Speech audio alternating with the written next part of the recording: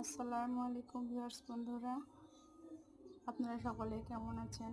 আশা করি আল্লাহ তাআলার অশেষ রহমতে সকলে ভালো আছেন। আমিও আল্লাহর রহমতে অনেক ভালো আছি। তো আজকে যে কাজটি করছি এটা হচ্ছে ঘাস ফুলের ডিজাইন করছি আমি। তো ঘাস ফুলের ডিজাইন করার জামাটি কেমন লাগছে এবং সুতার কালার কীরকম হয়েছে,